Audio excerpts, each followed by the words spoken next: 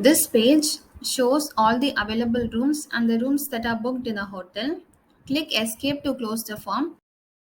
Click F11 to see current room chart information.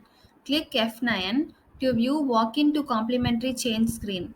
Select complimentary. Select the guest who is staying as complimentary.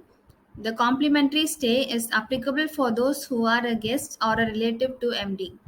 Click on to save option. Now close the form. Click on to reception. Select checkout. Under that, select complimentary checkout. Enter the room number of the guest. As we have previously selected the guest as complimentary, the room number automatically shows up. All the details of the guest will automatically show up. Click on to the checkout option. Select yes. The color code of the room has been changed to dirty room. Click escape to close the form. Select yes. Now click on to reprint and select complimentary checkout bill. Enter the bill number. Select view. The complimentary checkout bill is shown. Click escape to close the form.